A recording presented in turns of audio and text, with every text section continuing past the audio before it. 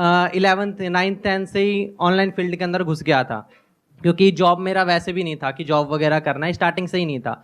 और अभी मैं अर्निंग भी कर रहा हूँ, लगभग 1-2 लाख रुपए अप्रॉक्सीमेटली मंथली बन जाते हैं। ऐसा क्या कर रहे हो? सर डिजिटल मार्केटिंग कर रहा हूँ मैं। मुझे भी साथ लगा लो। कोई असिस्टेंट चाहिए आपको? मैं सोचता हूँ सर, कुछ ना कुछ आज के डेट में बहुत सारे ऐसे डोमेन्स हैं जिसके माध्यम से आराम से आप चाहो तो 1-2 लाख रुपए आराम से कमा सकते हो, लेकिन उसकी तरफ सर कोई ध्यान ही नहीं देता। उसकी तरफ सब सोचते हैं फ्रॉड है, स्कैम है, वगैरह वगैरह, ठीक है, लेकिन उसकी तरफ ध्यान दोगे तो जॉब से ज़्यादा वहाँ पे अपॉर्चुनिटी है। तो बेसिकली आज मैं चाहता हूँ आप इस टॉपिक के ऊपर बात करें कि बहुत सारे ऐसे प्लेटफॉर्म जो लोग सीख करके कर सकते हैं, कोई भी आपके पास स्किल है उसको प्रमोट करके आप पैसा कमा सकते हो, तो क्यों लोग इतने सारे जॉब के पीछे पड़े हुए हैं? मेरी चीज़ समझ में नहीं आता, क्यों एग्जामिनेशन की तैयारी कर रहे हैं? आप में से कितने हैं जो अभी किसी न किसी एंट्रेंस की तैयारी कर रहे हैं? ऑलमोस्ट सब लोग आप किसी न किसी एंट्रेंस की तैयारी कर रहे हो।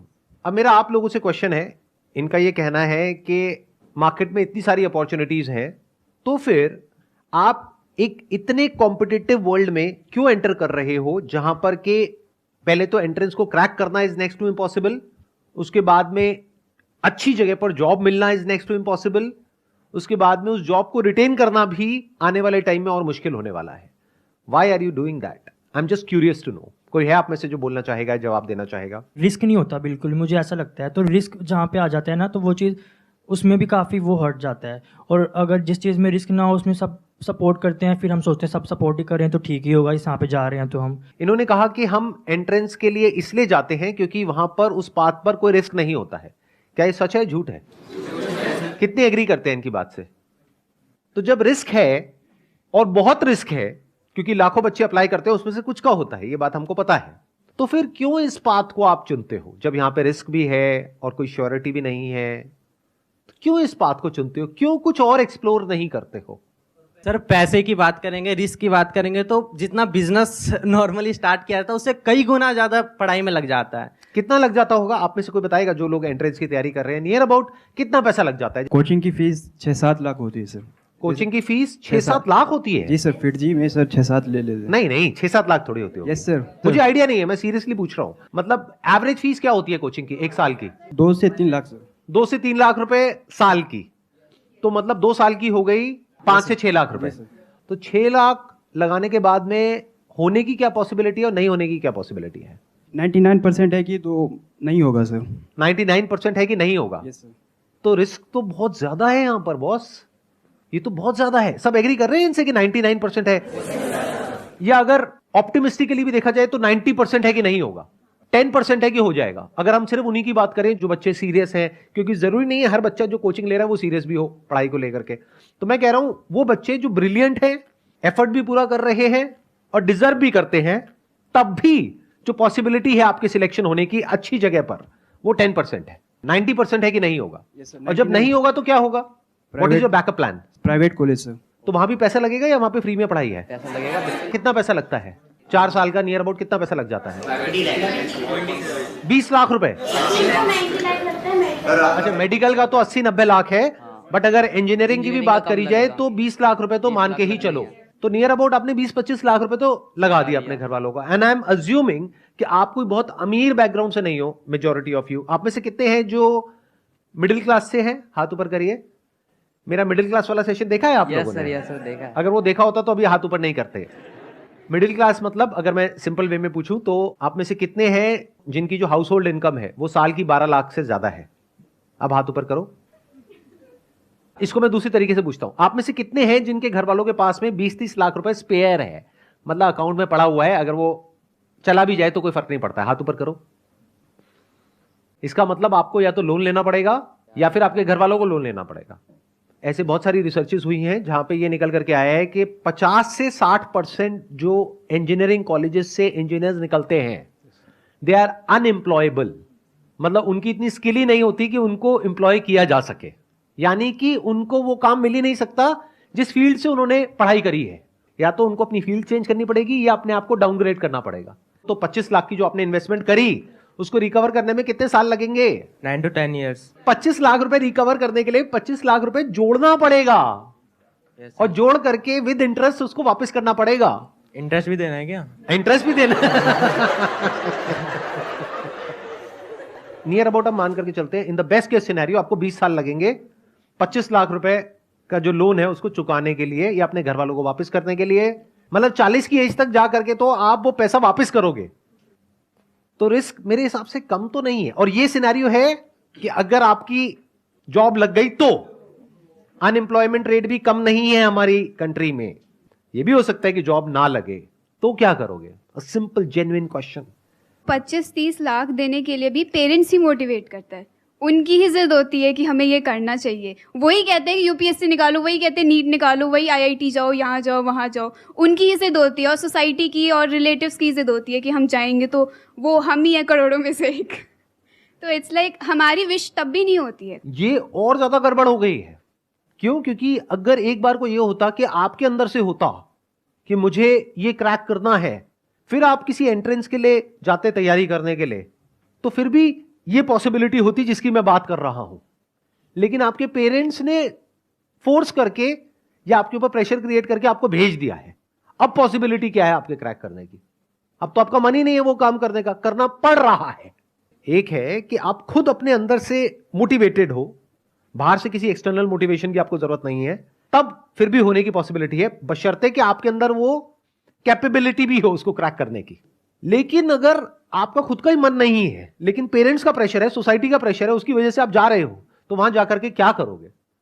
बहाने ढूंढोगे क्लास बंक करने के, टाइम पास करने के तरीके ढूंढोगे, रात को बैठ करके वीडियो गेम्स खेलोगे, या क्या करोगे वो मुझे बताने की जरूरत नहीं है डिटेल में, आपकी हंसी से पता लग रहा है।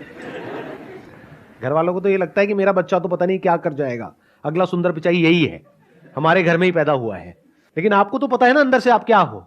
तो इसका मतलब क्या है? वो पैसा पूरी तरीके से बर्बाद होने वाला है। बड़ा नुकसान किसका है, आपके पेरेंट्स का या आपका? क्यों? आपका क्यों है? जवाब दो। सर हमारे लिए टाइम भी उतना ही वैल्यूएबल है पैसों से भी, क्योंकि अगर हमारा पैसे तो हमने पेरेंट्स ने लगा दिए और हमने टाइम भी वेस्ट कर दिया, बट हमारा जो टाइम चला गया वो टाइम अब नहीं आने वाला। तो आपका टाइम वेस्ट हो जाएगा, दैट इज 1। 2, फिर एक ऐसा टाइम आ जाएगा जब जा करके आपको कोई भी जॉब होगी, कैसी भी जॉब होगी, लेनी पड़ जाएगी, करनी पड़ेगी।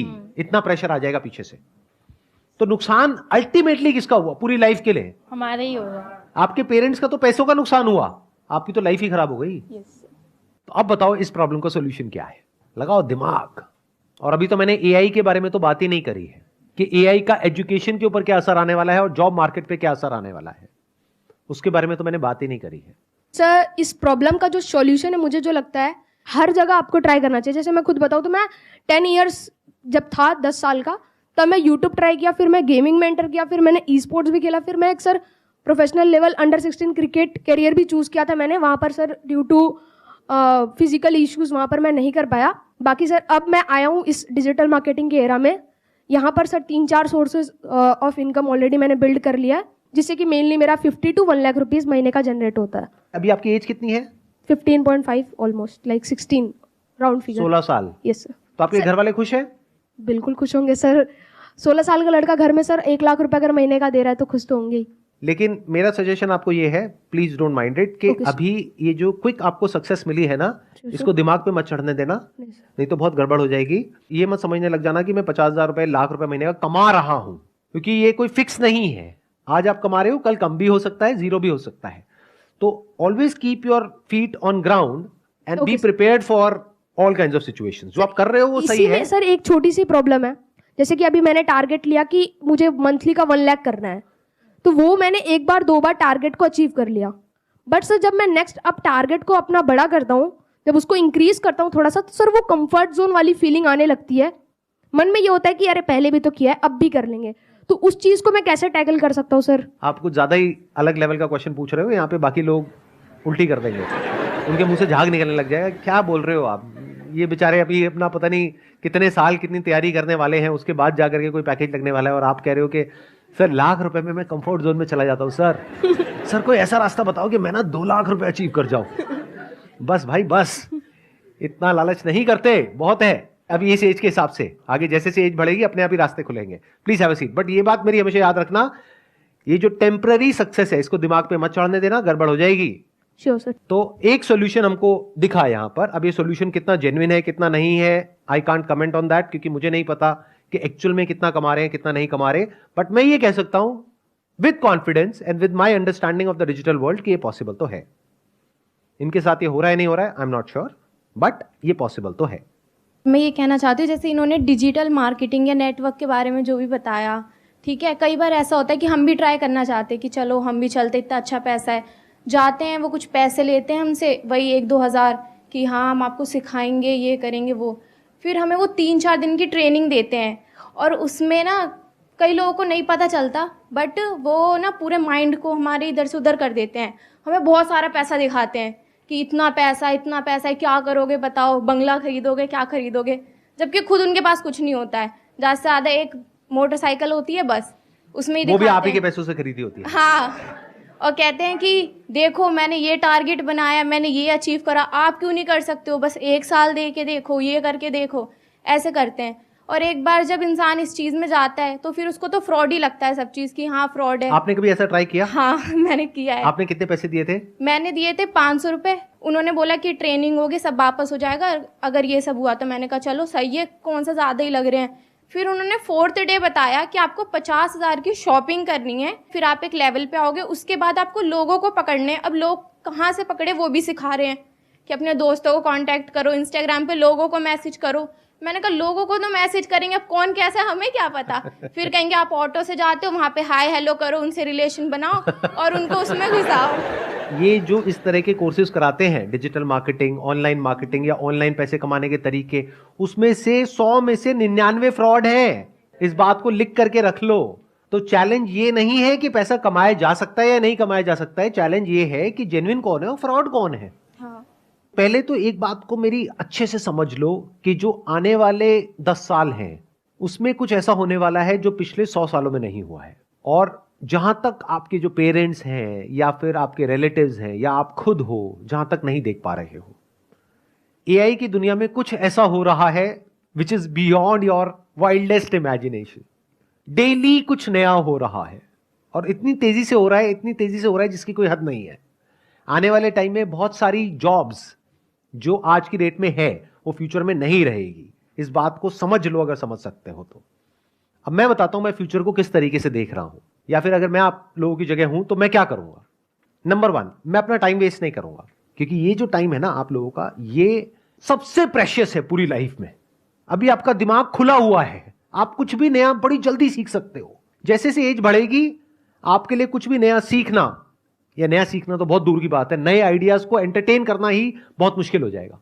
अगर मेरी ये बात समझ नहीं आ रही तो जाकर के अपने पेरेंट्स को देख लो, उनसे जाकर के किसी भी नई चीज के बारे में बात करो, वो एकदम से घबरा जाएंगे इन मेजॉरिटी ऑफ द केसेस, और वो कहेंगे नहीं नहीं ये सब बेकार होता है, बिना समझे।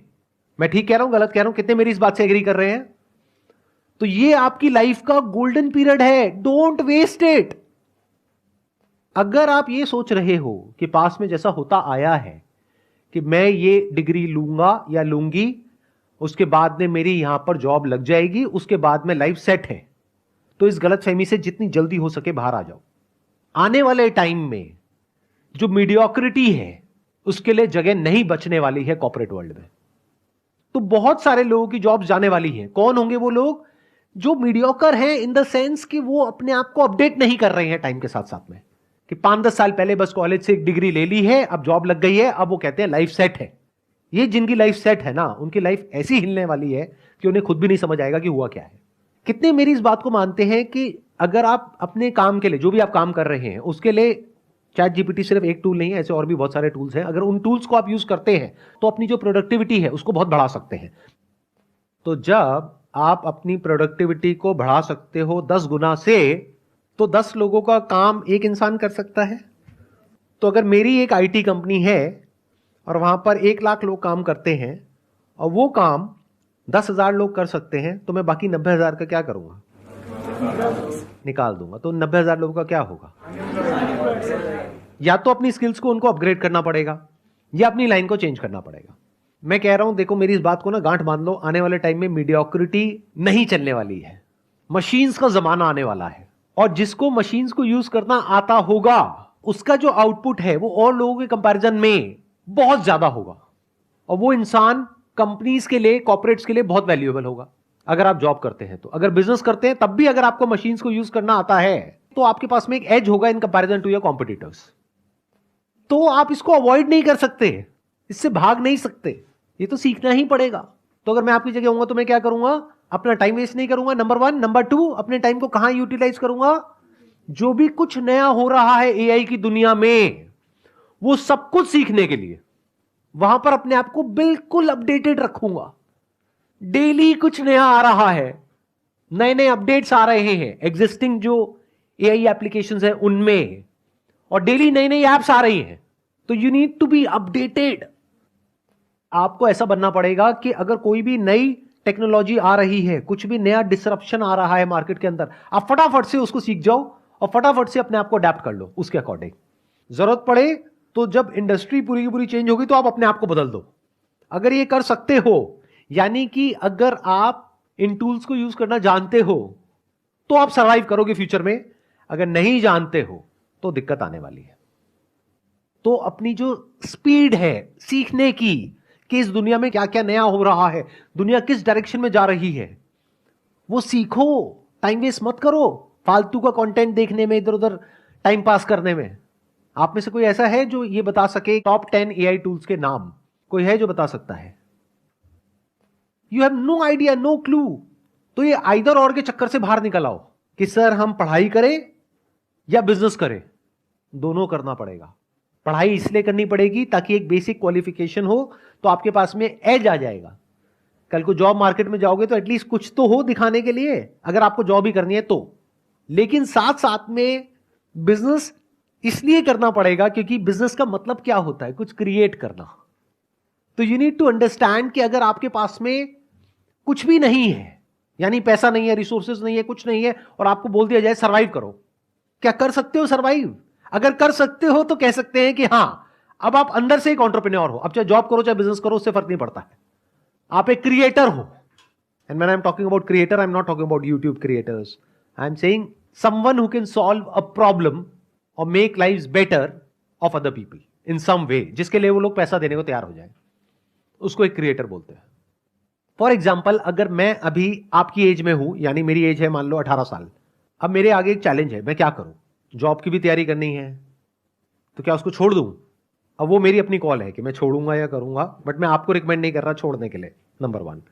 बट एक बात पक्की है कि मैं साथ साथ में कुछ ना कुछ तो और करूंगा। ऐसा नहीं कि पूरी तरह से उस पर डिपेंड हो गया। जो एजुकेशन की पूरी जो डेफिनेशन है वो चेंज होने वाली आने वाले टाइम में। एजुकेशन मतलब क्या कि कुछ आपने सीख लिया है, अपने माइंड के अंदर भर दिया है और कुछ कर रहे हो। आने वाले टाइम में वो सब कुछ ऑटोमेटिकली हो सकता है। तो ये एक बहुत बड़ा क्वेश्चन मार्क है कि कौन वो लोग होंगे जो बचेंगे आने वाले टाइम में और कौन वो लोग हैं जो नहीं बचेंगे।